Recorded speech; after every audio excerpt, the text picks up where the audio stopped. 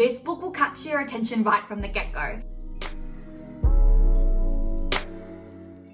Today I'm going to be recommending Desert Flower by Waris Dirie. This book is about Waris. She is one of 12 children born to a nomadic family in Somalia. When she is just 12 years old, her father tries to force her into a marriage with a 60-year-old man in exchange for 5 camels. Although selling your daughter is customary in their culture, Waris is very strong-willed and knows that there's more to life than marrying someone who's more than triple your age that you've never met. She runs away from her family and ends up in the UK, where despite many struggles, she becomes a famous model and a UN spokeswoman. These nomads have such an appreciation of the desert, of working hard, of doing what needs to be done, because in such a harsh climate, for them, every day is life or death. Let me read you an excerpt from the book so you understand how strong these women are. I remember when Mama was pregnant, she would suddenly disappear and we wouldn't see her for days. Then she would show up carrying a tiny baby. She went off into the desert alone and gave birth, taking something sharp to cut the umbilical cord. Once after she disappeared, we had to move camp in the endless search for water.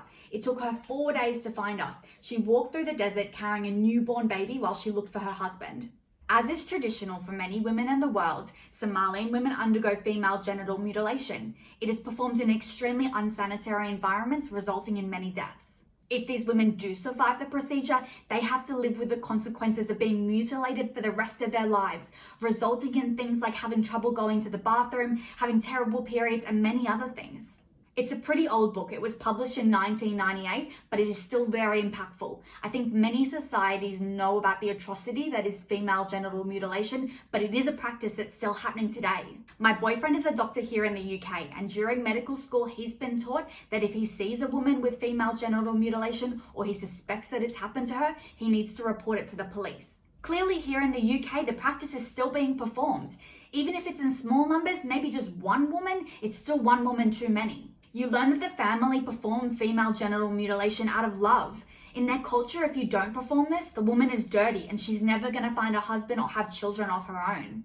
We should always accept and embrace other cultures, but only when it isn't hurting a woman so badly that she's physically mutilated for the rest of her life. Waris speaks a lot about this during the book, and you'll understand why she's now an activist in the fight against female genital mutilation. In this book, you're going to learn some of the huge cultural differences between what we experience and what is customary in Somalia. You'll learn about the concept of women as property, so when you are sold for 5 camels, it's really an honor because you're providing a livelihood for your family. She describes the concept of time and how growing up with no watches has affected her. She speaks about how growing up with animals creates a deep respect for them, especially camels, because without camels in the desert, you're gonna die. I won't say any more because I don't want to ruin the surprise, but you're gonna learn a lot of other things about Somali nomads. When Waris moved to the UK, she didn't speak any English, and she also didn't attend any school in Somalia, so she was illiterate. Again, I don't want to give away too much, but her journey to become a model was definitely not a smooth road. As I mentioned before, she's extremely strong-willed and a really hard worker. Her determination to build a life for herself shows what an incredible woman she is. It is so inspiring that someone from such a humble beginning is able to find freedom, have a successful career, become a mother, and speak out against injustices. I know you're going to enjoy reading and learn a lot from Desert Flower. Thank you for watching Books Katie Likes, and I'll see you next time.